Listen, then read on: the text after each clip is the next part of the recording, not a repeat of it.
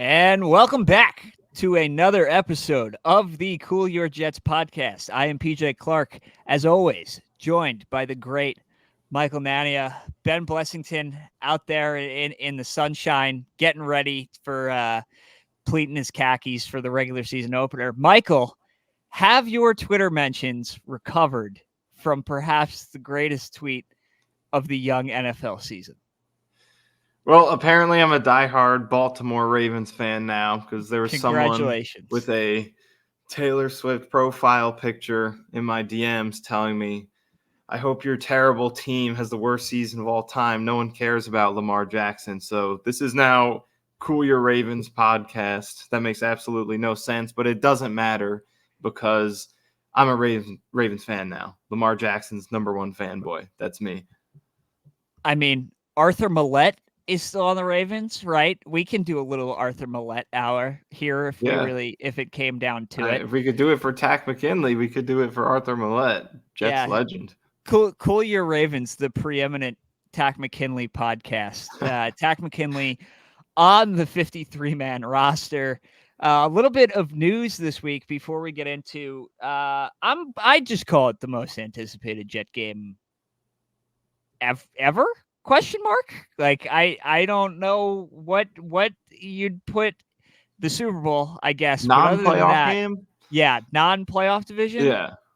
I think it's up there. A little bit of news: Michael Carter re-signed, signed an extension with the Jets. Jets proactively getting this done before he hits free agency after this year, making him the highest paid nickel in the league.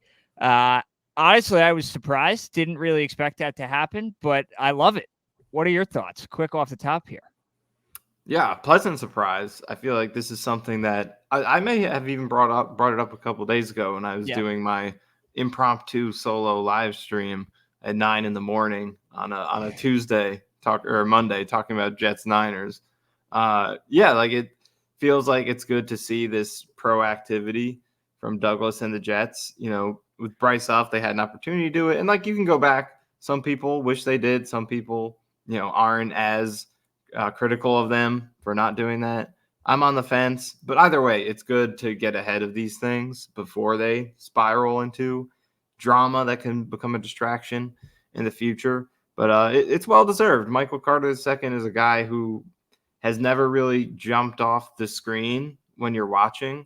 Although he's had a couple plays that would have if they stood due to Absolutely. penalties. But he's a guy, and as a slot corner, I think that's what you want to do. Slot corners don't really get the opportunities to make interceptions and big plays to the same level that outside corners do. It's a much more do your job, gritty type of position where it's just don't blow a zone coverage or make your tackle and keep a 5-yard slant route to 5 yards instead of letting it go to the house. And also run support because they're closer to the box than the outside corners are. It's important to do that, and that's something he's good at. So just a guy who's quietly done his job and done it at a really, really consistent high level for the last couple of years. Well deserved, and a testament to the coaching staff as well for developing him out of the 5th round. So great job on his part and the coaching staff. That's exactly where I was going to go with it. Is that this was honestly an unheralded 5th-round pick that turned into a meme immediately because he was drafted right after the other Michael Carter, and the coaching staff put him in a position at nickel and threw him into the fire immediately, and he paid dividends as a rookie, has consistently improved, and is now one of the best cornerbacks in football, inside, outside, however you want to phrase it. Consistently graded, was PFF's 12th cornerback last year. I love it. Again, 3 years, $30 million, and it's not going to kill the bank at all, really, to that end, but proactive, rewarding a homegrown talent, a homegrown star, which, as you mentioned, they didn't do with Bryce Huff, and that leads to the Hassan Reddick situation at the current moment. But I like it, and I think it now makes the DJ Reed situation, to me, a little bit more interesting. If you have obviously Sauce on one side and a lockdown nickel, and you could have Sauce coming up and Breece coming up and Garrett coming up and Jermaine Johnson coming up, and how long is Rodgers on the cap? All of these questions. It's nice to have players that are worth re-signing first and foremost, but all of these questions are going to have to be answered at some point. And maybe do you feel better with having an elite nickel and the best corner in the league that maybe you can get away with a plug and play guy on the other side and you don't have to pay the price that DJ Reed would possibly command on the open market there? Yeah, I mean, this is the first domino to fall in, this collection of long-term contracts that they're eventually going to have to enter into negotiations with. So it's interesting to see them take this side with Michael Carter II. I think doing it early maybe gives you a little bit more of a chance to bring Reed back versus, getting to next off season and you're making your plan and it's like you got to pick one of these guys. Yeah. Maybe doing it now increases the odds a little bit, but I do think when you consider all the guys you just mentioned that are going to be coming up, Sauce and more, it's going to be hard to fit Reed in there. And I like the idea of, Carter's contract is the biggest for a slot corner, but it's still about 10 million a year. I feel like Yeah. slot corners are still very undervalued. And I know they only just gave them an all pro spot this past season and he still didn't get it, which he should have. I mean, he was number one in pretty much every slot coverage stat. He gave up 195 yards the entire season. So I feel like he still should have got it. But I feel like slot corners are undervalued because I know they don't play every snap in the way that outside corners do, but like Michael Carter, for example, still played 68% last year in the games that he played. That's more than Quinnen Williams played. And, I love this conversation out of you. I am the biggest staunch believer of yeah, nickels and safeties are the most undervalued check that position of football. 1% less. Quinnen Williams, 69%. But nonetheless, like that's really undervalued for a position that's grown so much in the NFL. It's like you talk about how dangerous a slot receiver can be. Why isn't it just as valuable to have the guys who could stop them? So very undervalued. So I am a fan of, going to that level. It's not even breaking the bank because you No. compare that to, like I said, just Quinnen Williams makes a bigger impact than Michael Carter. Don't get me wrong, but like those guys don't play every snap, and defensive tackles always get those huge contracts. So why not slot corners? Yeah. It's very undervalued. I listen, like you said, $10 million a year is not breaking the bank. $19 million guaranteed. So I assume it's just the first 2 years are guaranteed. And listen, I think this is a great move, signifying to the rest of the young contingent here that's going to come up that maybe could have been discouraged by the Bryce Huff situation, that the Jets are willing to negotiate and willing to operate in a manner to keep this core together. Right. We got a Sauce baseline this morning with the Patrick Surtain contract. I you think Sauce is going to come in at least 24 a year now? I would bet it's probably going to be even more, just with inflation and the cap goes up every year, and we're in this situation next year as opposed to right now.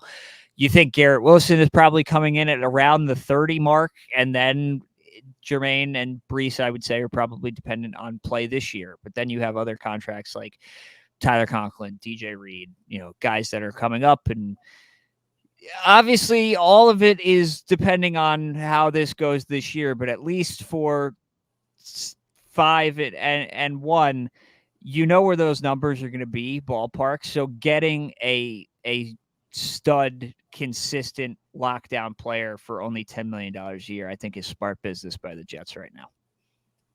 Absolutely. Yeah. So glad to see them get it done early. And I think compare that to Reed and again, love Reed, no disrespect, but as an outside corner who's probably lower ranked among outside corners than Carter is among slot corners, he's going to get a lot more money than Carter is. And, higher impact position, probably plays more snaps.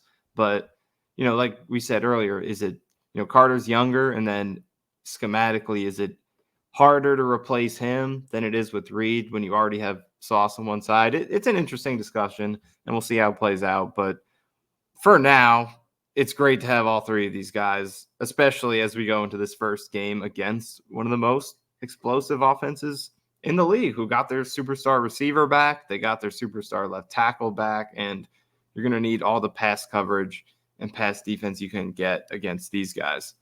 It's unbelievable that the Avengers are just assembling. Christian McCaffrey hasn't Yeah. touched a football in like 3 months. Trent Williams just shows up on Monday. Like it's incredible how everybody just wants to show up to play the Jets. Just when you think maybe it'll be even on like the holdout front.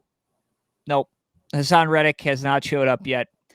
I don't think he's walking through that door, at least this week. And all of the 49ers will be there.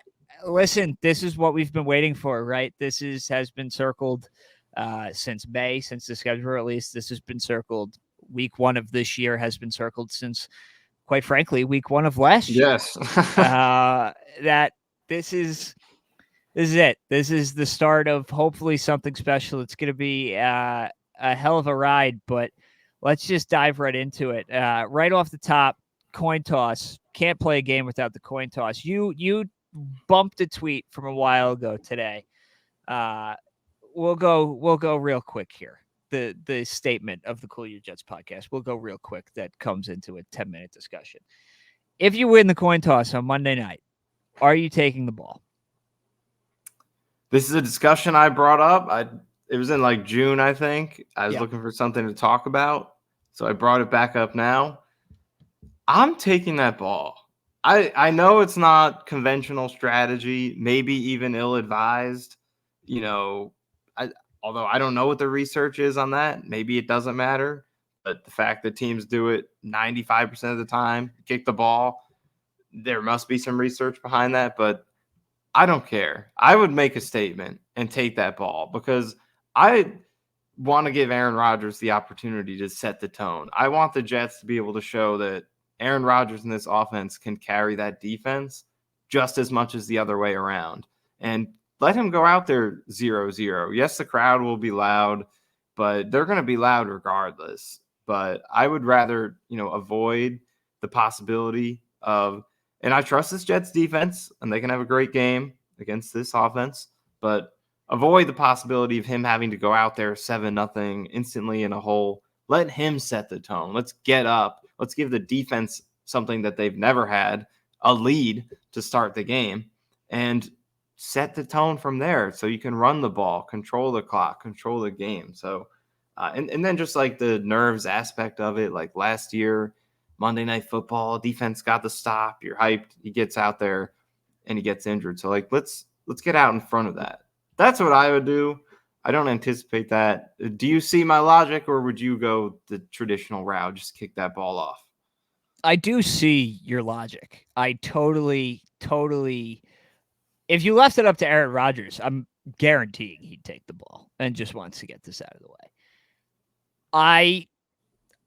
I get what you're saying about showing that this is not a one-dimensional team and you want Rodgers to carry the defense, because there are absolutely going to be times, inevitably this year, that the Jets are going to have to score 30 points, 35 points, hopefully not 40 points, but they're going to have to score to win a game. There's going to be a couple shootouts on this schedule, inevitably. I don't think it has to start the year like that. I just, in my gut, I want the best on best out there, and just you force that first 3 and out, and a little bit of air comes out of that building. God forbid you get a turnover on the first possession of the game, and all the air comes out of that building. I think that could be really, really the start you need. You don't have to put all the pressure on the offense immediately. I would bet anything that the first play call is a run. Please just hand the ball off and let Breece do his thing before we even have to worry about throwing the ball here. But I would kick it. I would play the long game, so to speak, and take the ball at halftime. But I think the aspect of having the defense out there and the Jets, as good as the offense can be, as good as the offense should be, as good as the offense will be, want to be a defensive team still, and that's the identity. And I think that's the way they would go. That's the way I would go, at least, to open the year. Yeah. I totally feel that. Like, it's not something that I'm 100% just passionate about. Like, it's an interesting conversation. You have to do it, but I feel like the circumstances make it It is, interesting. I'm not saying right? do it the rest of the year, but this specific situation almost leans yourself to that emotional side more than it would in most other situations. And I wonder if that value is worth it. But yeah, I do think they'll just kick it off. Well, and you could get to a spot where, like, if you're just incapable of scoring in the third quarter, that you take the ball every time to start and don't even worry about the third quarter. I mean, it's happened before. So it's gonna be interesting. We'll see. 8:15. Maybe they lose the toss and it doesn't even matter, and then nothing matters. But I'd like to get one win out of the way with the coin toss. But let's dig in. 8:15 Monday Night Football. New York Jets at San Francisco 49ers in Santa Clara, California. Let's start with the Jets offense, because that's where everybody wants to start. It's no fun to talk about the best defense in football for 3 years running. So, uh, where you wrote a great article today about how the Jets can expose the 49ers defense a little bit. Obviously, this is an incredibly talented group. Does have a couple injuries out there. Talanoa Hufanga, an all-pro safety that tore his ACL last year. Uh, Dre Greenlaw obviously got hurt in the Super Bowl. So not exactly full strength. Have some personnel changes. Our close personal great friend Leonard Floyd is, of course, now starting on the Yes. edge out there, Adam as Schefter had Adam to remind all Schefter of would us. like to tell everybody. But you wrote a great article today about how the Jets and Breece Hall can attack this 49ers defense. Is that the number one key for you in this game? I think it is. And again, the Jets defense could have a great game in this one. They could. They're talented enough, no matter who they're playing, where they're playing, to put up a good game. So I'm not ruling that out, but I like the Jets' chances of success on this side of the ball with their offense on the field than I do on the other side. Now that we know Brandon Ayuk and Trent Williams are suiting up. So with that in mind, I think you want to play that type of game where it's protect the football, minimize possessions. Don't get into a shootout where they possess the ball 12 times. Try to make this a game where there's 9, 10 possessions and make sure you're in the game at the end. So your quarterback, who's notoriously clutch and can do whatever he needs to do with 2 minutes on the clock, a minute on the clock, be in that situation. Don't make this a shootout game. So I think to do that, you got to run the ball effectively. And luckily, I think that's the Jets' best matchup in this game. And it's hard to find good matchups against this team because the Jets have an argument to have the best roster in the league. But for now, you go with the proven team. I think San Francisco is the best roster in the league. Yep. So, yeah, hard to find good matchups against them. But the one thing that they were not great at last season, they weren't bad, but they weren't great at stopping the run. 15th in terms of DVOA and run defense, 14th in yards per carry allowed. Then the playoffs came, and they gave up over 150 yards per game, over 5 yards per carry between those 3 playoff games. So it's already something they weren't great at. They lose Eric Armstead. Dre Greenlaw still is out after getting injured in the Super Bowl. Hufanga, like you said, is it's not, I don't think it's official yet, but it's looking likely he's going to miss this game. He's back at practice, but it hasn't been in full. So those are key components. Also, Tashawn Gibson, starting safety for them, who was a good last line of defense tackler against the run. He went to Jacksonville. So they already weren't great, and they had a lot of losses to that run defense going into this game with those 2 injuries. And on top of that, this 49ers defense, it's a lot like this Jets defense. George Kittle even said it recently that it feels like, playing the Jets is like playing the Niners' own defense in practice.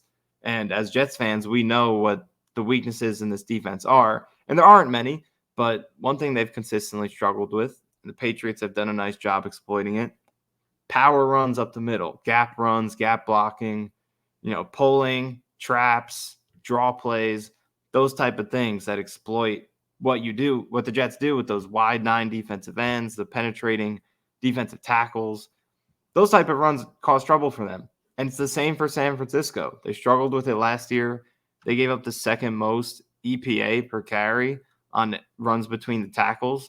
And for perspective, that's just like an efficiency metric that considers down, distance, field position, things like that to evaluate how effective the play is. So second worst in terms of between the tackles runs last year. And then you add in all the losses that I mentioned. Against this Jets team, what did they do this offseason? They added tenacity on the offensive line. They got two guys from a gap blocking scheme in Baltimore with Simpson and Moses. They got a guy in Tyron Smith who's a tremendous puller. They're going to be running a lot more power this year, gap blocking. We already saw it in the preseason. Their rate was way up in terms of using those plays.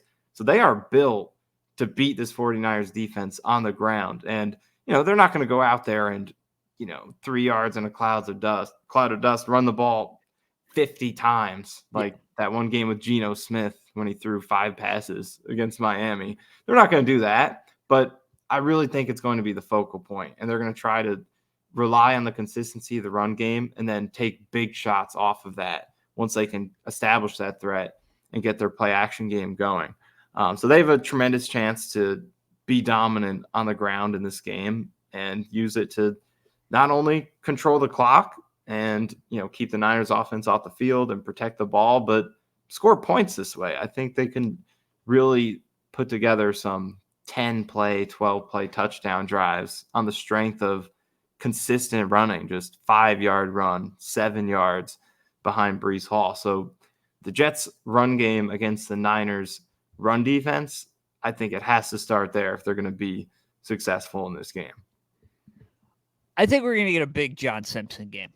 That's my gut. He was great against them last year when Baltimore went in there and blew them out. He had a lot of matchups against Javon Hargrave, and he was great. That was the game I watched, and I was like, I love this guy. I think he's going to really exceed our expectations. Yeah, I like John Simpson at Clemson, and I would say he's had a fine NFL career. He was very good last year on a good offensive line, but I think you're going to see a big John Simpson game, especially because, like you said, the Jets haven't really run as much of the stuff. They clearly are targeting these gap types now, whereas can Elijah Vera Tucker do it? I'm sure he can. Do we have to? Can we ease him in a little bit? Like, does he have to be the main puller? Do you have to move him around? No, not necessarily. Like, I feel like we're going to see a lot of John Simpson, and to that end, when you're running this type of scheme, I know from experience, I know the Lions ran it a lot in the NFC Championship game, running a lot of 12. I think you see a lot of Ruckert and trying to get him in there as a run blocking tight end and kind of running a lot of 12 personnel and moving the tight ends back and forth. Brock Wright obviously is one of the best blocking tight ends in the league, so it was pretty easy for the Lions to do that. But I think if you just get hat on hat there and utilize the athleticism of Tippmann is an incredibly athletic young player that you can get out in space. Tyron Smith, again, he's going to be on the field. That's a win, right? We're all happy that that's going to happen, at least for week 1. So we may as well take advantage while he can. But I think it's smart to just, utilize one of the best running backs in the league. They got one across the way, and Christian McCaffrey, obviously. Nobody's debating that. But Breece has a real argument for second, and you have him. And you spent so much time and money and resources on this offensive line, not only to keep 8 upright and keep Leonard Floyd away from him, which is going to be a big deal, and Javon Hargrave up the middle, but you need to have them succeed in running the ball and giving your premier talent at running back an opportunity. And I think, as you said, this is an incredible secondary. Fred Warner is the best linebacker in the league. Sorry to Tyler Conklin. I don't see it this week for you through the air, buddy. I don't think it's going to happen. This is the one thing that you can get them on. And without Armstead, Leonard Floyd is not a run defender. He's much more of a pass rusher. So they know that. And I think you're going to circle that left guard spot. And John Simpson is what I'm going to be watching early in this game to see how involved he is schematically in what the Jets are trying to run. And obviously, it could develop throughout the game. Maybe some things work, maybe some things don't. Maybe this turns into a shootout. You're going to have to throw the ball a little bit.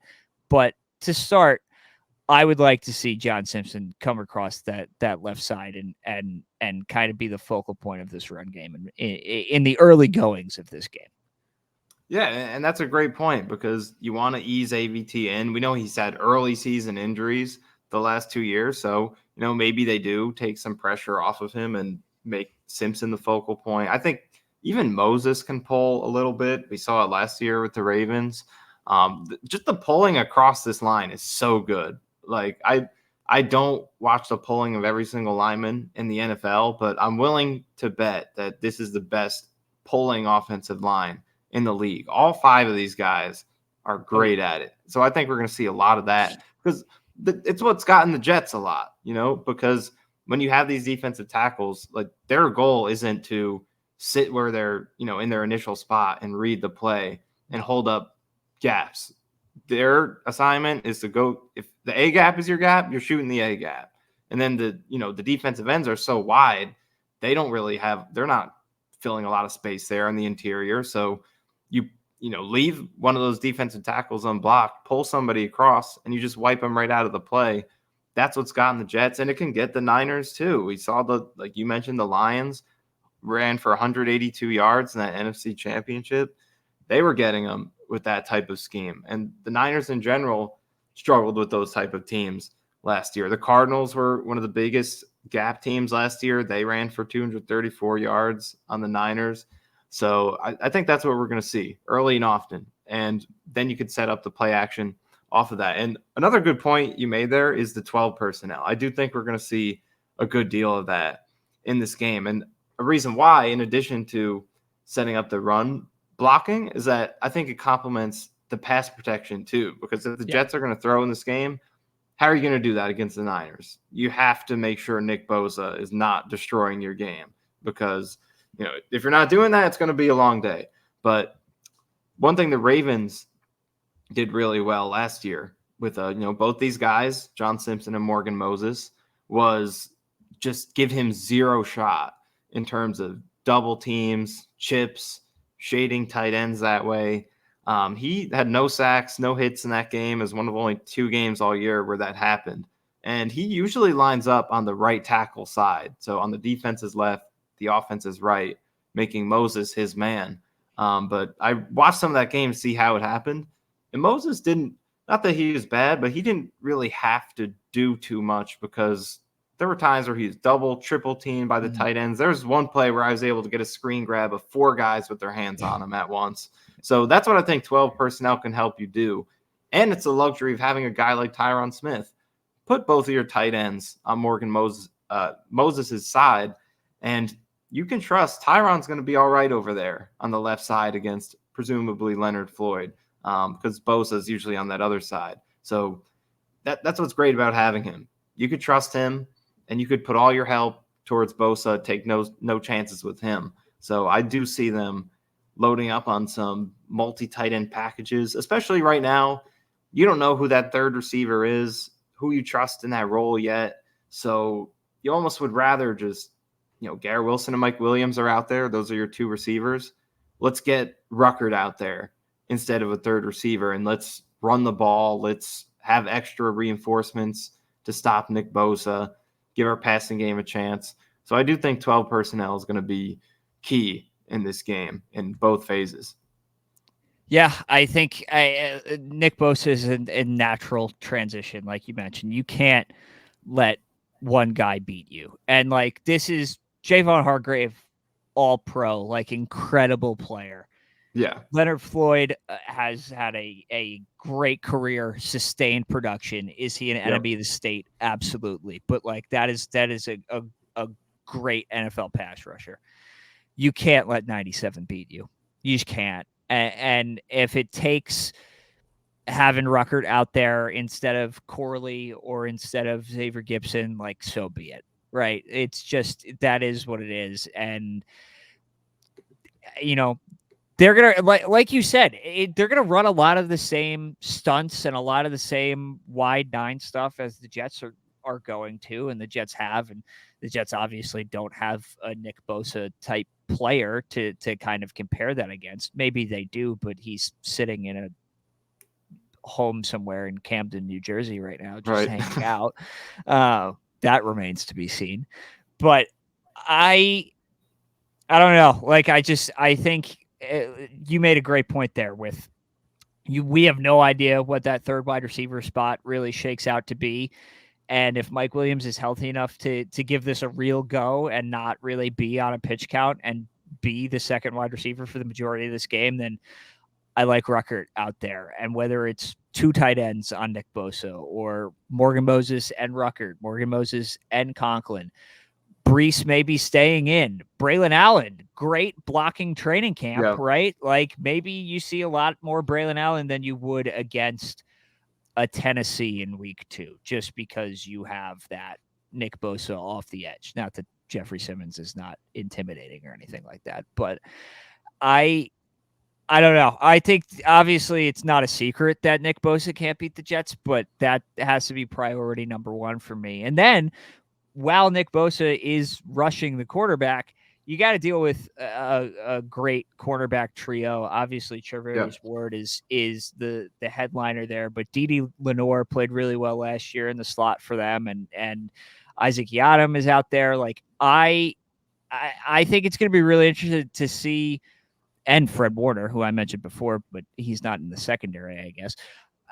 Where the Jets are trying to attack this defense throwing the ball. Obviously, you think you have Garrett Wilson, who I would take in a one-on-one matchup against anybody out there. I'll take my chances. You have a great contested catch player, albeit coming off an injury in Mike Williams. But where are you winning? Are you winning over the top? Are you winning intermediate routes? Is this a quick pass game and let guys get upfield? Is this a Breece Hall dump-off game?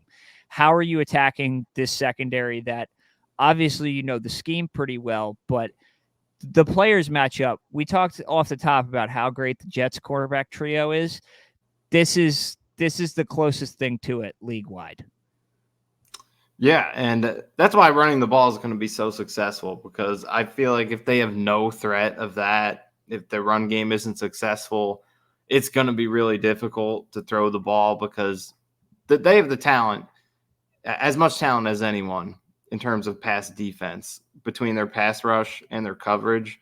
It's hard to match up with that, just mano y mano. So you really have to establish that run threat, so you could give yourself favorable numbers in the passing game. Run the ball so well that they have to stack the box. Even if they know Aaron Rodgers is going to check out and take his shots, you need to have a threatening enough run game to where if you don't stack the box, they're just going to march down the field and your offense is never going to be out there and they're going to score a touchdown anyway. You have to have that threat. So it all starts with that. And I feel like it'll be difficult without that, especially on the road in a season opener. With the crowd's definitely going to be loud, and Aaron Rodgers can manage it, but it's a new offensive line that hasn't played together yet, a single snap in a real game. So yeah, I feel like you want to start it with the run game, but looking at those targets in the passing game and how you distribute it, I think you just got to trust Garrett Wilson to win you this one, because until they get that rhythm going and understand what their hierarchy is in terms of targets, who they like in certain roles, Garrett Wilson is the one thing I against, mean, as you said, how many anybody. reps have Aaron and Mike Williams like realistically Right. had? Yeah. Like Right. So, are you really relying on that? Like for 8 targets, 10 targets? Probably not. yeah. So that's why I think in this game, and Garrett Wilson's going to get force fed all year. But right now, that's the one thing you could, against this defense, that's the one thing you can count on, that, wherever Garrett Wilson is, whoever he draws, and Ward is a great corner. This whole secondary, they play together well. They're well coached. The pass rush is going to be there. Fred Warner can drop back in the middle of the field and undercut a route like unlike anybody in the league. It's tough, but Garrett Wilson, he showed it all offseason that it does not matter where he's lined up, what route he's running, what depth of a route he's running. He is going to get open, and Aaron Rodgers is going to find him and put the ball in a place where he can make a play. So is that sustainable for elite success all year? Probably not. You need other guys to step up. It's not going to work if that's all you can rely on in the passing game. But in this particular game, while we see what Mike Williams has and whether he's on a pitch count, needs some acclimation, while we see who steps up in the third wide receiver spot, and with Conklin, who I think is going to have a good year, but in this game is going up against the best cover linebacker in the league, he's going to, struggle to create separation in this game like he may be able to in other games. I think it's all about Garrett. If you got to target him 15 times, 17 times, this is the game to do it. So I think it's going to come down to whether Garrett Wilson can win those 1v1s at a consistent rate and whether the Jets or Rodgers can capitalize on those with consistent accuracy to Garrett. So it's going to be the Garrett show all year, but I feel like when it's all said and done, this might be one of his most targeted games, if not his most. Yeah, I mean it's only week 1, right? This is just Right. keep a grain of salt in all of this. It's a marathon, not a sprint. Yeah. Like this is maybe like the two of the better teams in the league, maybe the 2 best rosters in the league. Like this is not a bad loss if it goes that way by any stretch of the imagination, but after the summer of Garrett, it's time, dude.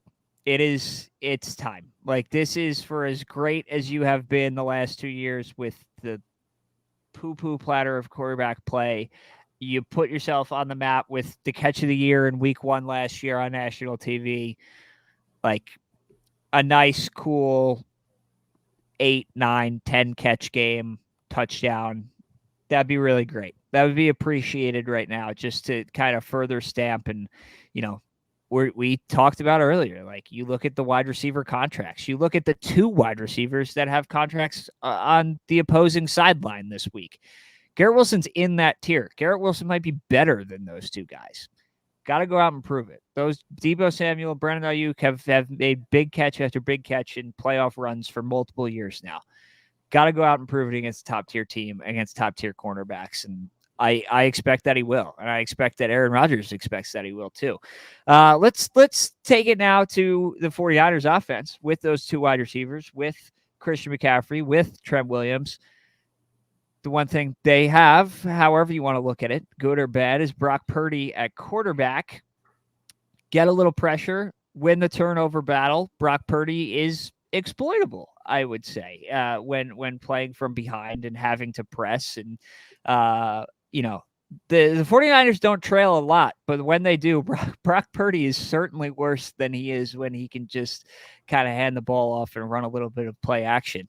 So what is your key on the defensive side for the Jets to maybe take advantage of a young quarterback despite all of the weapons in the world there?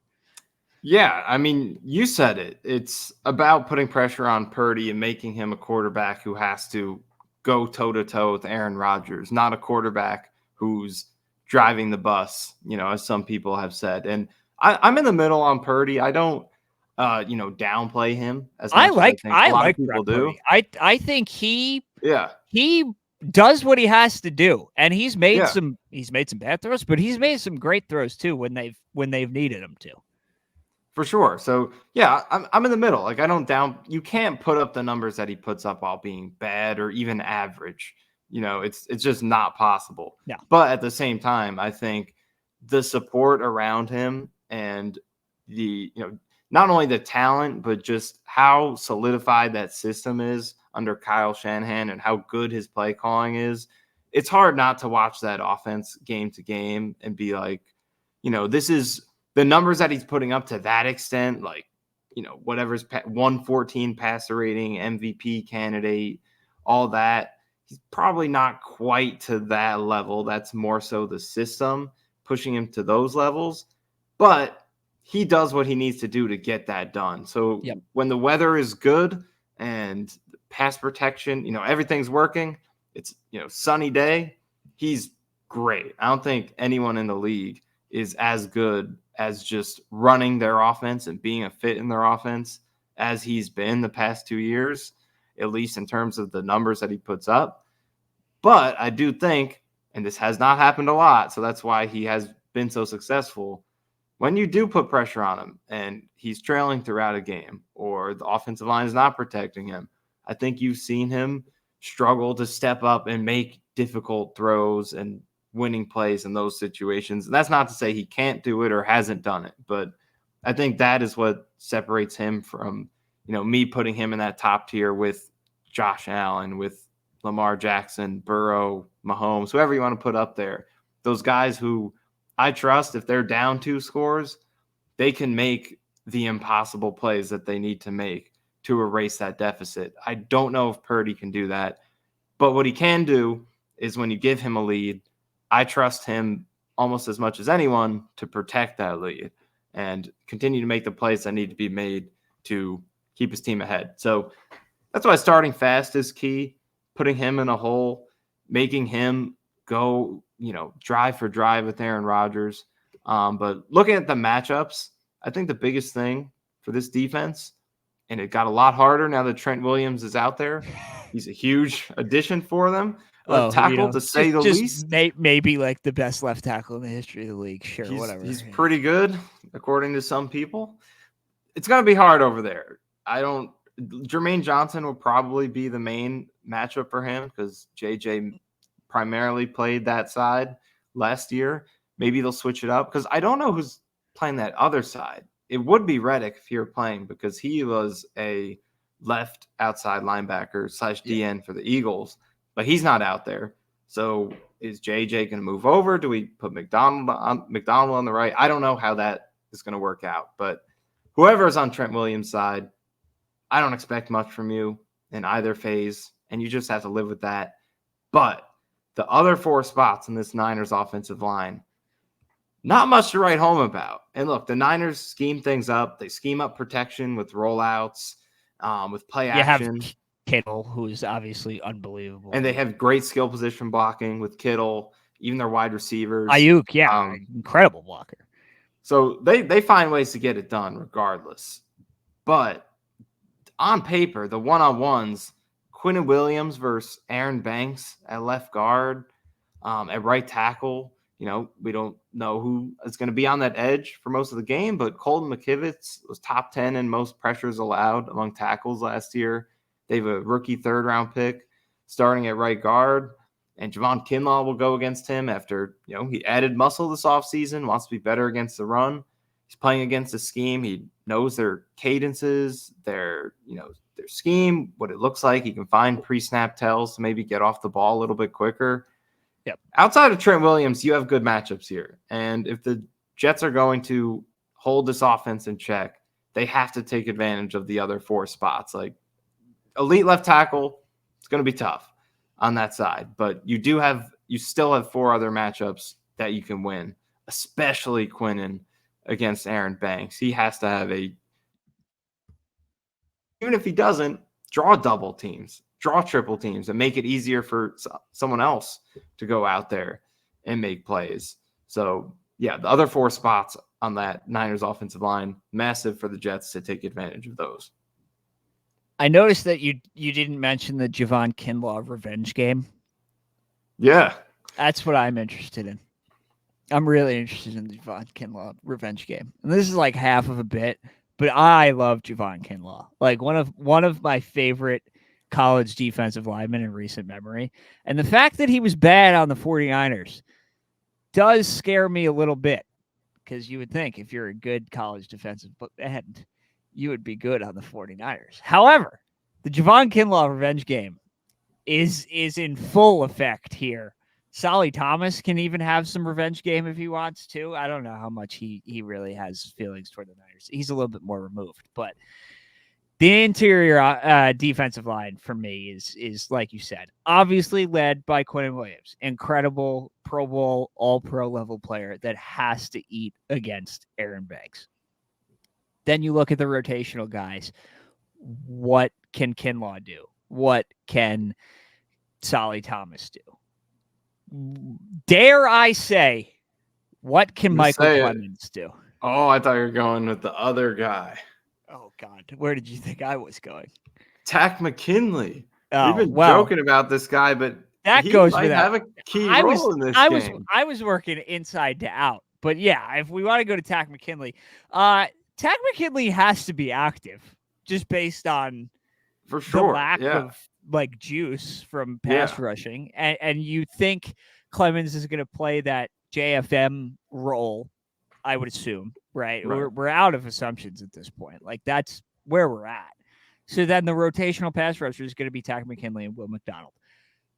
One of them, both of them, can we show up? Like it would be great to see either of you. I do think it's going to be interesting. I was going to get to this a little later. What the roster is going to look like how who's up, who's down. I don't think you're carrying all three of Watts, McGregor, and McKinley. I think Tack very much should be active of those three. And then if you want maybe a little more size and you want to go with Watts, you can do that. The other two I'm really kind of irrelevant on. But if Tack McKinley is not active, I will be incredibly upset. I think Clemens, God forbid, could actually come through and maybe get some little tweener pressure here over the interior, like you said. I just Quinnen has the designed matchup here. And I think the 49ers are obviously conscious of that. So you're going to be seeing a little shaded pressure. And then, George Kittle obviously is great, but can Will McDonald get Kittle once, right? One play could be the difference in this game. And for as good as Kittle is, can Will use some bend or use a spin move and get a one-on-one with Kittle and get a win and force a throwaway, force a bad throw that turns into an interception, get a sack, get a game-changing play. My big problem with Quinnen historically has been much like Leonard Williams used to be, like pressures, pressures, pressures. Where are the sacks? Where are the sacks? Where are the sacks? Pressures are great. I understand why pressures are great, but sacks are drive enders. Sacks are game enders. Like you got to be able to finish at some point. Without Hassan Reddick, somebody has to finish at the quarterback. Yeah. I know that they're going to be able to scheme up pressures with whatever stunts or whatever crazy Salah ideas that he has. I am 1,000% sure that Ulbrich and Salah are going to be able to manufacture pressures. I am most concerned about finishing at the quarterback, and I think that that's where Tack McKinley and or Will McDonald really come in on Monday night. Yeah, and I think Jermaine Johnson too. Like, even if he has a rough time winning, I was going to say, I mentally have kind of just yeah, written Jermaine off. I'm sorry, but right. Well, like I was gonna say, I think even if he can't really win against Trent Williams, if Quinnen's creating those pressures and Purdy's stepping up, I think something JJ does really well is chase those quarterbacks down and make those plays in space. Like, not many of his he really improved a lot last year. Like, don't get me wrong, but I think a big portion of his sack production in the league is going to be from those chase down plays, cleanup yeah, plays. Because he's so athletic, he has great length. He's going I think he could be a Hassan Reddick type of sack guy in the future. Like, they're different type of builds, but Hassan Reddick gets as many sacks as he does, not because he's one of the four best pass rushers in the league, even though he has the fourth most sacks over the last 4 years, but because he's amazing at finishing. There are guys who are better than him at winning consistently and getting pressure, but probably no one is better at just straight up, or maybe a couple guys on his tier, but he's up there in terms of just finish the play. Like, when you get there, can you make it a sack? He's about as good as it gets at that. And I think JJ has similar skills with his length, just being a good tackler and having a great motor. So I'm looking at him to clean up some sacks. And then you mentioned just how obvious it is that the Niners probably should shade double teams, like take the center, push him towards Quinnen. That's why Javon Kinlaw is going to be huge in this game. That's why it's revenge, great that baby. you Yes. mentioned the revenge game, because he's going to be motivated.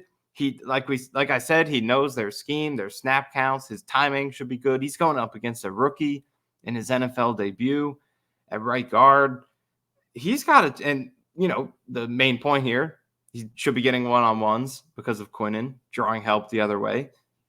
Javon Kinlaw, this is your game right off the bat here. You want to show us that you've added muscle, you've improved, that you could match or potentially beat Quentin Jefferson, who you lost after having a very solid season last Yep. year.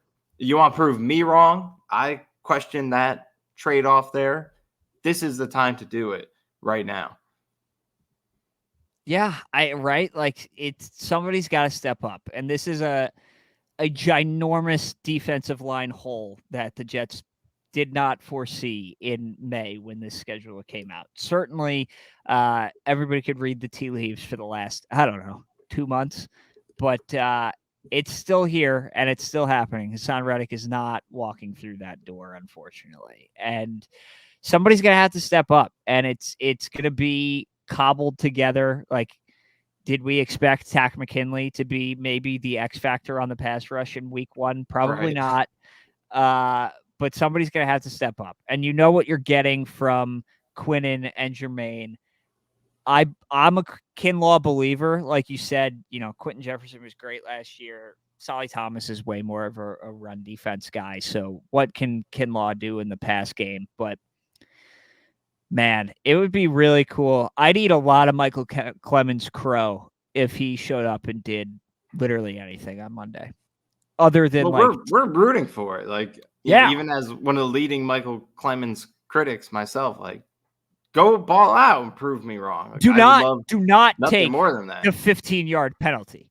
Do not, Don't. do Oh, not, do I'm not scared take of the that. I was 15-yard just penalty. thinking of this. Like, you brought up Kittle. Like, you want to talk about a guy who knows how to chirp out there and takes pride in his blocking.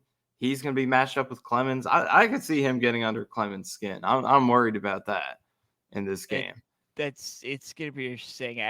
So defensive line, as it always is for the Jets, is the primary objective here. I do think this is an interesting linebacker game against not only McCaffrey in the pass game, but kind of filling those gaps in Yeah. the run game now. You have the free-flowing big hitter in Quincy Williams, who's just going to look out to light people up, and then you have the cerebral assassin in C.J. Mosley. So I feel great about where the linebacker play is, but how do you think this zone scheme kind of matches up to where the Jets are in the front seven right now? Well, yeah, I mean, the 49ers run game's elite. McCaffrey's elite. All goes without saying. And we know the Jets run defense, similar to what we talked about with the Niners, that's probably the concern for them.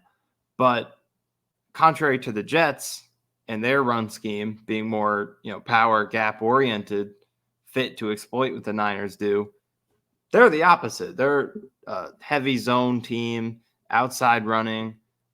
So they're not quite as schematically equipped to exploit this Jets run defense. Not to say that they can't have success, of course, but I like the matchup in terms of the run game because you mentioned the linebackers.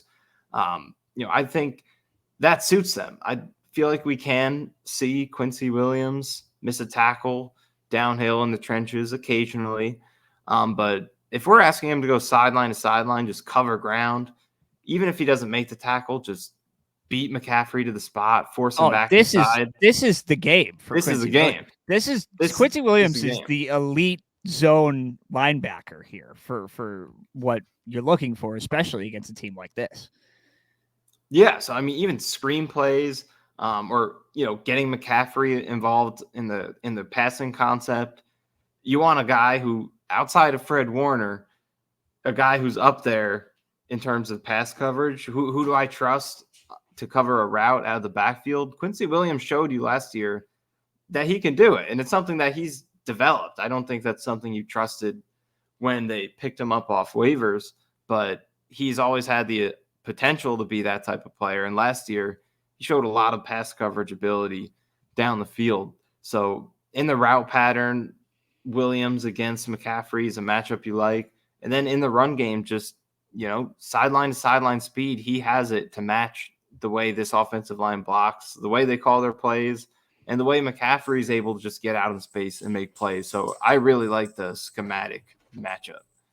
Yeah, I'm excited to watch the linebackers. I mean, those two are one of the best tandems in the NFL, and Quincy Williams is an incredibly enjoyable player to watch, going back and forth and running around like a chicken with his head cut off, for better or worse, right? Like you said, Right. like, is there going to be bad? Is there going to be a penalty here or there? Is there going to be just a complete whiff? Like, yeah, right. But when he connects, it's a guy that forces turnovers. I mean, you Yeah. saw like the Denver game, for example, last year. Like that was big, and you're getting that hit power, and then CJ Mosley is what he is, right? Maybe this is the year where the physical downturn really starts. Maybe you saw it a little bit last year, but he's getting up there in age, but is the smartest player on this defense and is going to command the room and command the huddle. And man, for as weird as it started with the big contract and the opting out and the Applebee's incident of 2020, I just want the Jets to be good Yeah. for CJ Mosley, man. That would be great. And then looking at the secondary, to me, it's pretty self-explanatory. Do not let Deebo Samuel get the ball on a drag route and turn this upfield. Just tackle him and keep the ball in front of you. I thought this was going to be very interesting. I, quite frankly, loved the matchup for the Jets if Brandon Ayuk was not out there, because I had a lot of concerns about what the 49ers were going to be able to do winning down the field. That's not Debo's game at all. And without Ayuk, they couldn't have anybody take the top off the defense and really go deep. That obviously has been solved. Jawan Jennings is, in my opinion, one of the best third, fourth receivers in the league there, and a consistent run blocker for the zone scheme. But also, as you saw in the Super Bowl, made a lot of big clutch third down plays, threw a touchdown. Obviously, I don't think that's necessarily going to happen this time, but it shows that they have a lot of faith in him. But to me, this comes down to, can the Jets keep Deebo Samuel in front of them and do not get beat on the sideline to sideline motion there and the yards after the catch that he can bring? Yeah, you mentioned yards after the catch, just in general, and Debo being the leading weapon in that area, but just in general, that is massive for the Jets. Is just tackling. There's no scheme involved here, strategy, anything. It's just make your tackles when you have the opportunity to make them, because this scheme, this offense, it's always been about yards after the catch, scheming up opportunities for playmakers to make plays. That's what they do. That's how they want to move the football. Purdy last year averaged the most yak per completion of any quarterback at just under 7 per completion.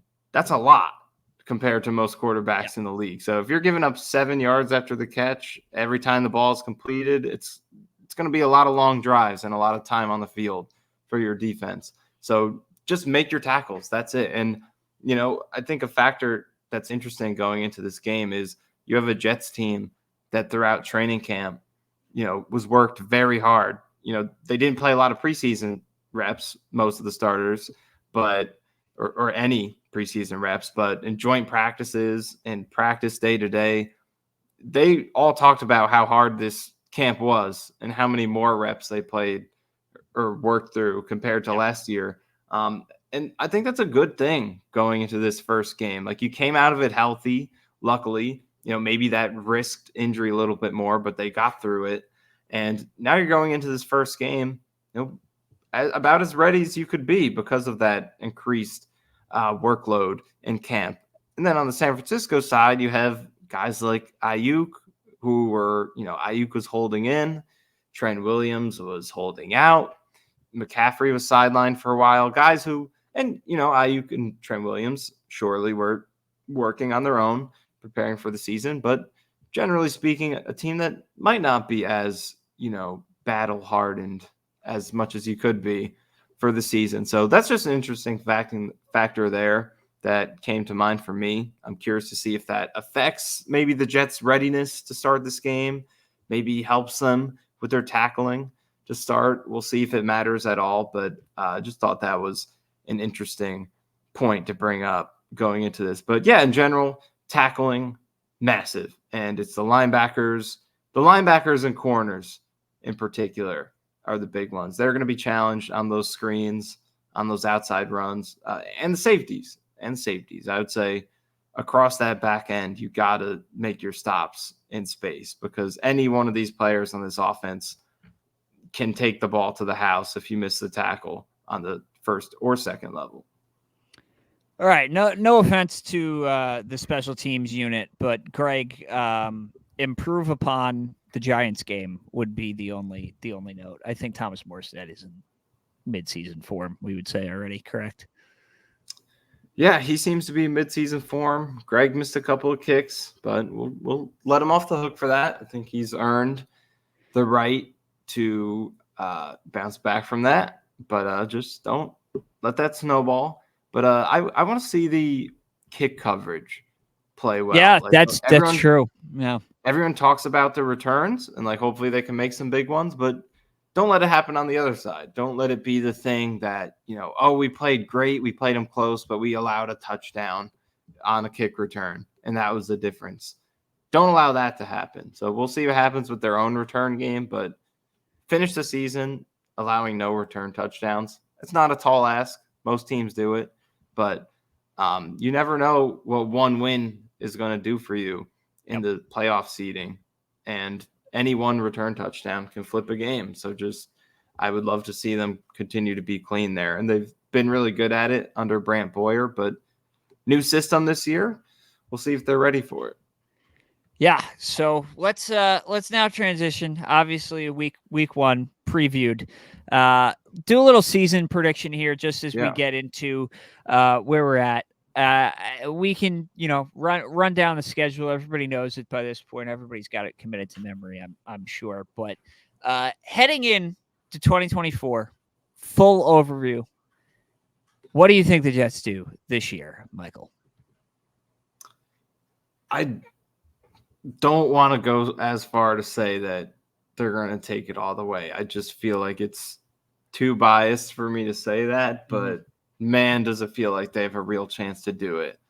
It feels different this year, even compared to last year when there was so much hype, so many expectations, and who knows what it could have been if what happened did not happen. Yep. But the effort they put in this offseason is what stands out to me the most, because they got Rodgers last year, credit to them, whatever, but they stopped trying after that. Yeah. They didn't do anything for the offensive line. Dalvin Cook was not an addition that helps your offense. Alan Lazard, okay, he can do some things, but you needed more than that. They kind of threw the towel in after getting Rodgers and took some victory laps. So would they have won 10 games, 11 games? Sure. But would they probably been bounced after one, maybe two games? Probably. But this team, they put the effort in to do everything that needed to be done to give themselves the best chance. They went all out on the offensive line. They got a guy who has the ability to be a legit number 2 receiver if healthy. They found a vision offensively with their gap blocking, getting 2 power running backs, getting offensive linemen who complement one another and the vision that they have. So I really like the effort that they made this offseason. I've liked their mentality between the heavy workload in training camp and just in general kind of being less seeking out of drama. Part of that is not having Hard Knocks, but in general, I feel like they've kept their heads down a little bit more. One guy did all the drama for the entire franchise, which is new, honestly. One guy. For us. Yeah. Just one guy. There's usually a larger cast of characters, but just one this year, just one. But hopefully that resolves itself at some point. But yeah, talent-wise on the roster and just overall vibes, it feels like a team that could do it. I'm not going to predict it, partially because it almost feels like I'm jinxing it by doing that. But I feel very confident in saying they're going to win this division and win at least one playoff game. I feel very comfortable in setting the bar there. Are you with me on that? Yeah, no, I completely agree. I do really like Miami. Like, I think Miami is going to have a high powered offense again, and I think Buffalo is probably going to be a split.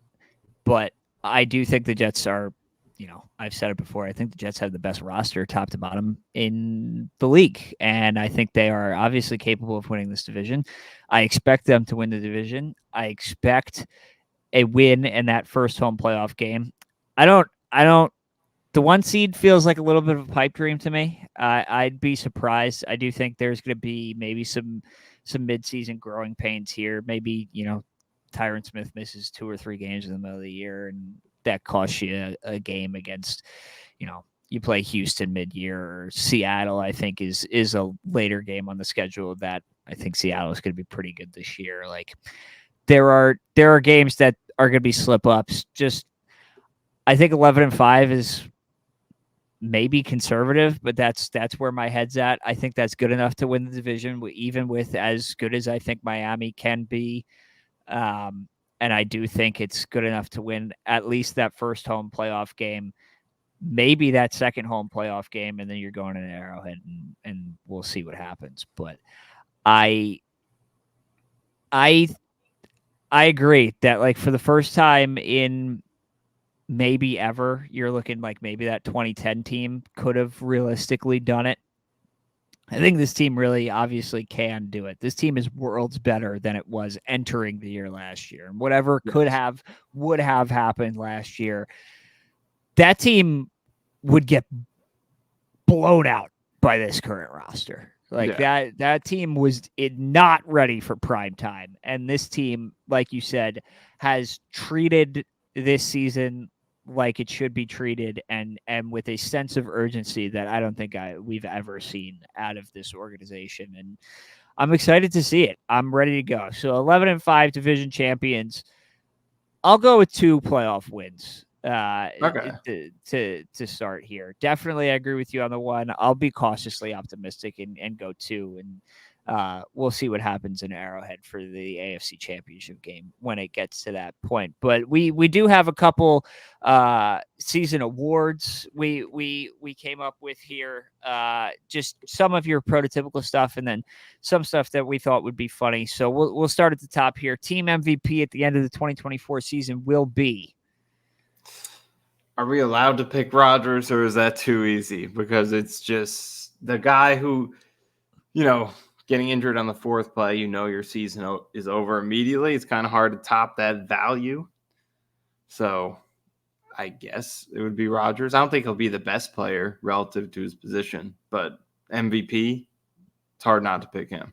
It is hard not to pick him. For that reason, I will just go best player relative to position. I think this is the Garrett Wilson year. I hope this is the Garrett Wilson year. If Aaron Rodgers is upright for 17 games, you would have to imagine this is the Garrett Wilson year.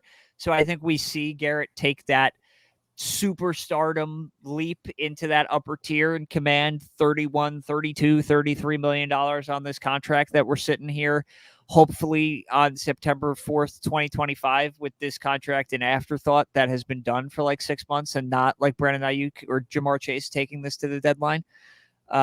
So we'll see what happens there, but I'll go Garrett Wilson.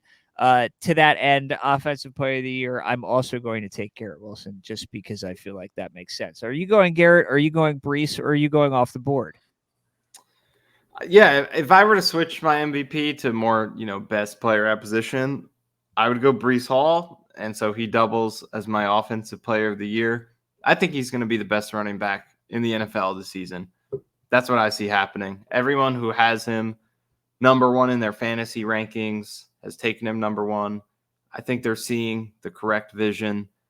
It's just hard. It's hard for me not to see that with the floor that's been set at how high his floor already has been with the worst circumstances. So I think he's going to be the gold standard in the backfield this year. Now, the defensive player of the year could get interesting. I mean, there's a Yeah. couple obvious answers, but I'm curious to where you would go here. I'm going to roll with Sauce. And I know Quinnen's got a big argument. Maybe he's your guy. I just feel like the environment for Sauce to stand out is a little bit better than vice versa with Quinnen, especially if Reddick isn't there. It's not to say he'll be worse, but 5.5 sacks last year. How much further will he get past that if he's getting double teamed equally, if not more so than last year? We'll see. So, but on the other hand, I feel like I feel like this is going to be the year he gets 3 picks at least, cashes in a little bit. Nothing outstanding in terms of interception numbers, but I think he's going to grab a few this year. So I'm going to go with Sauce. I'm going to take Sauce as well. I just think Okay. think it makes sense. When you want to talk about best position relative to the rest of the league, Quinnen's up there. Top 5, top 3, top 2. Without Aaron Donald, now you can make an argument for any of those, and I'd hear you out. I mean, to me, Sauce is top 1, top 2 at absolute worst, and Yeah. I think he's obviously going to be pretty motivated by that Patrick Surtain contract that came down today, and he's going to want to top that. And I think due to inflation, he just will. But no reason to believe that he will be slowing down anytime soon. Now, Rookie of the Year, as we talked about all preseason, incredibly interesting because in theory, none of these rookies are playing in a pivotal role. So, I actually don't know where to go with this. I'm gonna go Quantez Stiggers. Uh, Okay. Nice. I feel like inevitably there's going to be a secondary injury, and we'll see him maybe in the slot. I hope it's not Michael Carter, but I do think I think he's got a future at safety in the really back end, and you could see some maybe rotational snaps there throughout the season. He's shown he has a nose for the ball throughout the preseason, and I think he'll come up with some highlight plays. And in a rookie class that is not necessarily expected to get a lot of run, I think maybe a couple highlight plays is all it's going to take.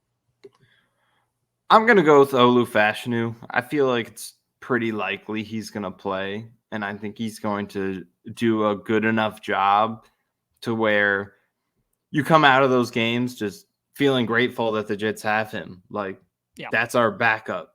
Tyron Smith went out, and we have this guy to fall back on, and I'm not saying he'll be nearly as good as Tyron Smith this year, but I feel like you're going to get a guy who's like, okay, he was all right. He wasn't bad, which is what you usually get out of backup. And I think that'll be enough to make him the most valuable rookie. Now we've got our superlatives that we've named after legendary New York Jets Yes. throughout the esteemed history of this franchise. So our first award awarded to the guy who will be more important that maybe would get credit for off the top here. The Sione Pua Award will go to Aptly named by you. I was trying to think of a good name for this one. I got ruled. Chris Jenkins stole a lot of shine in the nose tackle department on those good teams. That's all I'm saying. I'm gonna go with John Simpson. I think that is my. Yeah, I took yours. Once you brought up the point of him polling earlier, I was like, okay, he's another Simpson guy on this Simpson train. I feel like it's gonna get pretty crowded. We might run out of tickets. Might have to inflate the charge on those. Maybe add a few more cars to the back end because it's not too crowded right now. He's not a guy who gets a lot of hype, even when I try to pump him up. But recently there were some, I think Rodgers and Saleh shouted him out. So maybe they'll see the vision at some point. I think they will. So that's why John Simpson gets my Sione Pouha award. I'm ready. I think a lot of people were maybe surprised by that contract and the number that came out when you look at maybe how he's graded out at PFF and not conventional path to maybe his playing time and coming in as a third rounder from a big time college program like Clemson. But I'm excited. I'm really excited for Monday to see what he can do, and I think he's gonna have a big year. And when I think about underappreciated guys, I go to those trenches of the interior defensive, as aptly named this award, or interior offensive line, and I really do. I'm really excited about what John Simpson can bring to the table for this Jets team. Next, highest ceiling entering the season that may or may not be realized, the Mekhi Becton Award. This was your finest work, in my opinion. Yeah. Where are you going for this one? Yeah, I mean, I had to go with Becton. I just feel, in terms of the name, I had to go with him because the ceiling was always there. It was always exciting. It's hard to think of a higher ceiling than a guy with that build and athleticism. Unfortunately, not reached. But for me, I mean, I feel like there's one that a lot of people are going to go to. I'm considering if I should go with this guy or actually, I do have a different one. All right. That might not be the low-hanging fruit. My pick for this, staying in Mekhi Becton's unit, Elijah Vera Tucker. gets my Mekhi Becton Award this year. This is a guy who could be an All-Pro if he plays 17 games. He was getting that hype in 2022, mainly because he was, handling that responsibility of changing positions and whatnot, which is something he could still offer potentially if disaster strikes. But regardless of that, staying at guard, having the opportunity to finally do that, this is a guy who, with his athleticism, is capable of being one of the best guards in the league if he could put a full season together. So that to me is the highest ceiling in terms of growth that I think we could see this year. I I like that pick. I like that pick a lot. Now this is weird because the Jets have a lot of players that could feasibly be the best player at their position, right? Like Tyron Smith, if he Right. plays 17 games, could potentially be the best left tackle in the league. Breece Hall very easily could be the best running back in the league. Garrett Wilson could be the best wide receiver in the league. Sauce Gardner is the best corner in the league. You talked about it off the top way long ago, an hour and 10 minutes ago. Michael Carter is gunning for that all-pro nickel spot. Yes. It's Good happening, pick. dude. It is happening. And how high can the ceiling go for a guy that is already elite and one of the most underrated players league wide? I don't know. But I'm hoping that the name recognition from now this contract and a little bit of late breaking news here, last piece of news going into the season, and now everybody, casual fans, casual writers who are voting for these all pro team kind of things now have a face to the Yeah. name. I'm excited, and I really do think now, armed with the much deserved contract, MC2 gunning for that all pro spot. I think we get an all pro, 2 all pros in the secondary with Sauce and MC2 this year.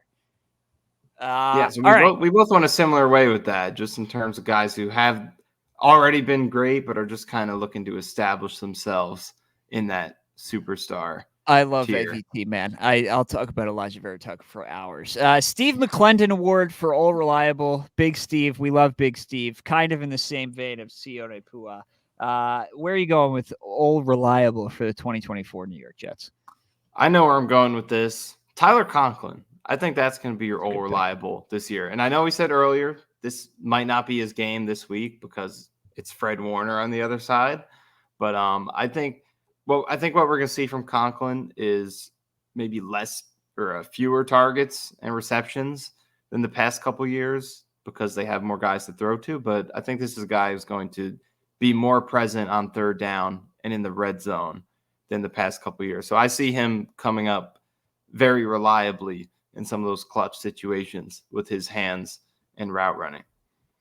Yeah, I mean, I feel like that's a good pick here because you know what you're getting out of Tyler Conklin, Right. a veteran player. He's been around for a while. I do think with obviously improved quarterback play, that's going to be a big piece of this. I'm going to go a little bit different here. I'm going to go with a more of a boomer bust, pun intended, play here. I think Ashton Davis is just going to be a really Okay. consistent factor in the back end this year. He is obviously improved tenfold, I would say, from where we started in 2020, and I really came on last year, and I'm really excited to see what Ashton Davis can do in a secondary that has loaded talent in the cornerback room, but I would call safety a question mark, one of the few question marks on the roster right now. I think Ashton Davis is gonna hold down a spot this year. So that's where I'm going. I think Ashton Davis is going to be able to make a couple plays year in and year out, week in and week out. Kind of tying into the Marcus Williams Award for the random guy who makes a bunch of highlight plays throughout the year and maybe not much else. Your pick will be. I liked naming this one, but I didn't really have someone in mind when I came up with it. Okay, maybe this guy he would have definitely been considered random a few months ago. But to listeners of this podcast, I don't think he's very random anymore. But I think because of how he came to the team, he still qualifies. Tack McKinley. I think he's going to I don't know if he's going to have the biggest role this year, especially if Hassan Reddick eventually shows up. But I do think he's going to just pop every now and then. Like, could he have 3 or 4 sacks, even in a really small role, and knock the ball out on 1 or 2 of those?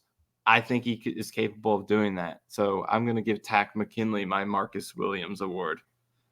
I'm going to take the Marcus Williams of this 2020s Jets era. I don't know how much he's going to play. There might be games where he's inactive. There might be games where he sees 1 or 2 snaps or he's just playing special teams or whatever. Brandon Echols is getting a pick six again this year. Knew it. 1,000%. Is it against Miami? I hope so. Right? Like how could you not? But when I think of random pop-up guy who will do nothing except for like save a game once or twice, I think Brandon Echols is the obvious answer to me this year. And I listen, I have no idea how much he's going to play, but I know at one point it's inevitably going to happen. We will now turn to the Mark Sanchez Award for the most clutch player. And listen, for as many problems as Sanchez had, that guy showed up in the fourth quarter. Michael, what say you? He did. I'm not going to pick Aaron Rodgers. That's too easy. So I'm going to try to mix it up a little bit. So I have a unique one here. I'm not going to go offense. I'm going to look to the defensive side and think about closing. And this guy, I think, has potentially already earned this in one, if not both, of the last couple seasons. Sauce Gardner is my clutch player of the year. You think to that Bills game when he had that deflection at the end, and you think to all the big stops that the Jets have gotten, the few times they've had leads at the end of games, you could see Sauce in that back end winning his matchup and making it all happen. Jets will have more leads this year. I think Sauce will have more chances to get picks, and he'll seal a game or two on one of those, in addition to his coverage and pass deflections. So sort of a sneaky pick because I don't think he'll, verse a guy who might have some game-winning touchdowns, Mike Williams, Garrett Wilson, whoever. But Sauce, I feel like, is a closer for this team when they have leads.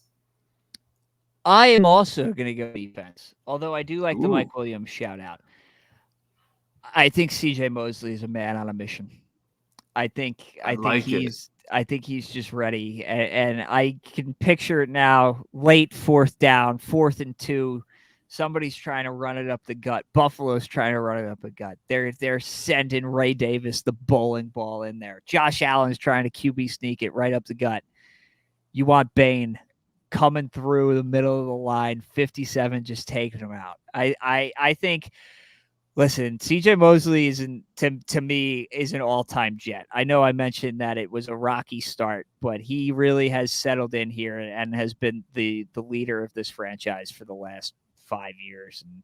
And I really want this team to be good for him before his legs start going out from under him, which we might already be there, but I think he's got something left in the tank. He's going to show up in a big way late down the stretch this year in a big game. I'm quite sure of it. And then could potentially next year be the Takk McKinley Award. But as of right now, it will be the Robbie Chosen Anderson, whatever format of his name you want to use here. Robbie with a Y, Robbie with an IE, nobody knows.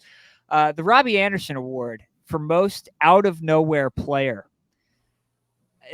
Takk McKinley is a great answer for this one. But I'm going to go Leonard Taylor just because I don't know if he's necessarily out of nowhere at this point, but another guy who I'm not sure how much he's going to be active, but if he gets in a game at some point, I feel like he's going to make a play. I got a good one for the Chosen / Robbie / Sun God Anderson Award. And I'm going to go with a man who diehard Jets fans should be familiar with. But if you're someone who, just casually follows, maybe you just show up to the MetLife parking lot next Thursday night and that's your first time thinking about them, you definitely don't know this guy.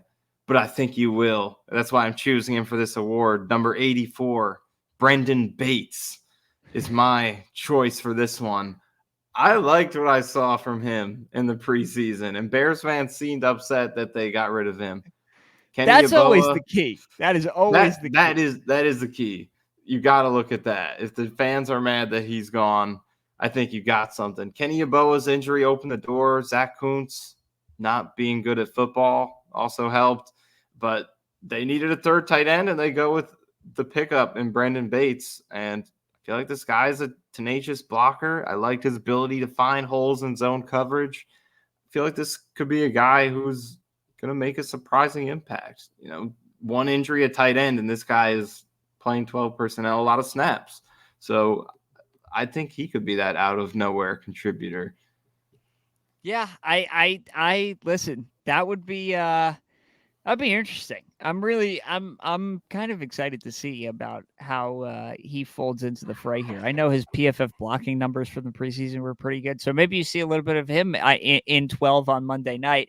Real quick to wrap it up, season long over unders pulled these. We'll start with Aaron Rodgers, the man, the myth, the legend, the engine that's going to make this whole thing go. 3,600 passing yards over under. Where are you going? That's over. That's not even biased. Come on now. All right. I'm taking the over too. I will also take the over on 26 and a half touchdowns. Yeah, that one. I got pulled up his numbers here. He was under that in 3 of his past 5 seasons with at least 16 starts. They do have it in a tough spot there, but I'm going over. We're on pure copium right now. Breece Hall, 1,000 rushing yards over under. Over. I hope so. I really hope so. I hope so on this one too. 7.5 touchdowns. If Breece Hall only scores 7 touchdowns, I feel like we're in bad shape. I feel like we're in Over. really bad shape. Now, maybe the most interesting one we'll go through here. 59.5 Breece Hall catches. It's pretty interesting. This one's very interesting. We know he's an elite weapon in the passing game, but the reception total, 76 last year, way over that. But was that inflated because they didn't have any receivers outside Garrett Wilson? They So didn't have he's a getting a lot of quarterback. checkdowns. They didn't have a quarterback. I think it was a little inflated. So I think he'll still be great, but I'm going to say under for this one by a slight amount. I hope he's running the ball so much that he can't have 60 catches is the way Yeah. I'm gonna frame that. Is that I'll also take the under. Garrett Wilson, 1125 is the yardage number. Oh, you're Come hard on over now. immediately. Come on now. 1125. He was almost at that as a rookie. 1103 in 2022. You'd hope it's over. You'd hope it's over. You'd hope it's over 7.5 touchdowns. Although that I think is interesting. Like maybe he just is not the touchdown guy. That's completely feasible to me. Maybe it's Tyler Conklin. Maybe it's Mike Williams. Maybe it's Alan Lazard. Maybe it's just Braylon Allen and Breece Hall punching it in. But 7.5, I actually feel like is a pretty good number. I will take the over. I think it's going to be 8. Yeah, that one's a little tougher. I do feel like there's a chance maybe he's just not that type of guy. But yeah, I'm with you. I think high single digits is about maybe 10 is what I see. Where are So you I'll at go over. on 90.5 receptions? I mean, he had 95 last year. I don't really see a reason that should go down. So I'm gonna go over there as well. All right, we think the Jets offense is going to be pretty good. Is what We you're do. Tyler Conklin, 475.5 yardage. This one is interesting to me because he was over that each of the last 3 years pretty significantly. He had 621 last year, 552 the year before that. But just to make sure we're not like being extremely biased, I'm going to say a very slight under. But I think the 3.5 touchdowns that we're about to get to, over on that one. Slamming that. I think we could be halfway there on Monday. You tell me right now, Tyler Conklin scores 2 touchdowns on Monday. I'd be like, yeah, I'd buy that. Sure, why not? I might take that. I might just throw a dollar on that and watch it ride. Why not? See what happens. Where is his catches? 47.5. Feels like a lot of Tyler Conklin catches, I'll be honest. Yeah, I would have to say under to go alongside the yards. But I mean, I think his thing this year is he's going to be really efficient. We're not going to see as much of him because a lot of his catches have just been like dump offs because no one's open. But like I said before, I think he's going to be really reliable on third down in the red zone. So I see a big touchdown year and big clutch plays on third down, but lower volumes overall. And now we'll round it out with Mike Williams, 725. I mean, with so many injuries and it could be a slow start potentially. 725 feels like a lot, but then we're going to get to like week 12 and it's not going to feel like a lot at the same time. You could tell me he has, 650 yards and 6 touchdowns, or you could tell me that he has, you know, 900 yards and 4 touchdowns. Any combination of this would make sense to me. I'm going to lean under just for health reasons, but I do think when Yeah. he's on the field, Mike Williams is going to be a stud. Yeah, I'm going to say under just because I feel like the games played, or, even if he starts the season a little bit slow, might hold him back from that pace. But we also have 4.5 touchdowns on here. That I think he will beat. That I like that. I think he's going to be the touchdown guy for this team is my gut feeling through the air. You get, within that red zone, I think you're throwing it up to the big target. Now, for our final act, Hassan Reddick sacks for the 2024 New York Jets. Over under 0.5. I'm going to say Hassan Reddick finishes this regular season with 4 sacks. I God, think that's I depressing. just see like a mid-season arrival at some point to get the accrued season, get some checks, maybe bye week, like 4 and 8 games or something like that. That's kind of what I'm feeling. I can't imagine he's going to take the whole year off. I just can't. I can't fathom that. This whole thing has been an unmitigated disaster. I'd take the over on a half. If you said it at like 3.5, I'd be interested because I don't know how many games we're gonna get, but we'll see. It's really amazing that the only outstanding question heading into week 1 is it's not a small one. Believe me, I feel like maybe we've downplayed the Hassan Reddick thing, or everybody has played the downplayed this. I feel like some people have overplayed it and some people have downplayed it to where the answer is somewhat in the middle, that the Jets would be way better if Hassan Reddick actually showed up. But it's not the end all be all. It's not going to end the season. It's not this doomsday Lyle Jets situation that Twitter wants you to think it'll be. But would the team be better? Absolutely. But to me, it's amazing that we're here. It's Wednesday night. We're 4 days away from game day, and literally the only question I have is like, all right, will the defensive linemen show up? Other than that, I feel really good about the New York Jets, which is quite a change from where we usually are. Yeah, I mean, as you said, I think everyone should try to find a middle ground on it. Like, don't pretend it doesn't matter. If you believe that, then when he shows up, don't act like it makes them better. And don't act like it's the end of the world either, that they can't win a Super Bowl without him. I think they definitely can. But it does become a lot easier if you have him. So it's that simple. Just find the middle ground with Reddick. But I'm with you. It feels good. And I think the main difference for me is that it doesn't feel like I have to do gymnastics in my mind to explain why it feels good. I don't have to make these projections that aren't based on anything but blind optimism. Everything, like even all the overs that we just talked about, like, Yeah. yeah, we're Jets fans and we're looking at it optimistically, but all of that was based on like actual evidence and reasoning. It's like, okay, these guys already almost did this, and now we have all these legitimate additions. Are you telling Of me that course they're going to go over it. the sports books are not addicted to Jets hopium like we are? Is that what you're I telling me right don't now? Big I don't Vegas is not think they is not are. in. No. but that's what's exciting is it just feels legit. Like Breece Hall is the number 2 fantasy running back. A lot of people think he's number 1.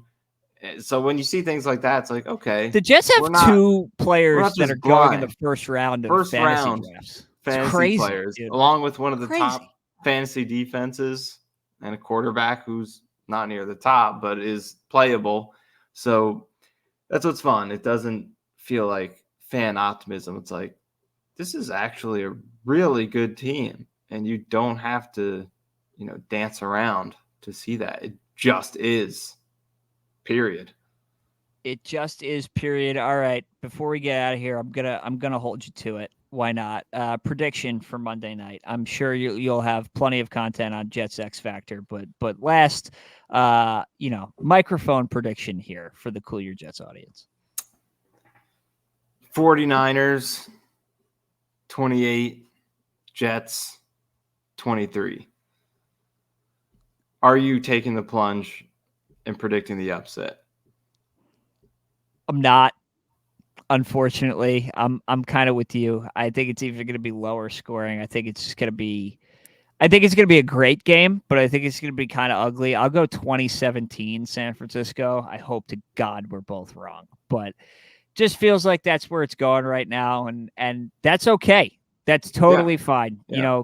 Come out of it healthy, come out of it competitive. Don't get blown out, but this is as good as of a loss as you're going to take in the regular season, and it could happen in week one. So be it. I hope we're both wrong, but that'll do it for this episode of the Cool Your Jets podcast. Keep it locked, jetsxfactor.com. Michael, everybody else there will be chopping it up all weekend, getting you ready for Monday night. We'll be back Monday night, Tuesday morning, whenever this game ends, to break it all down. But damn, it's a good time to be a Jeff fan. So here's the 2024. Thanks for sticking with us.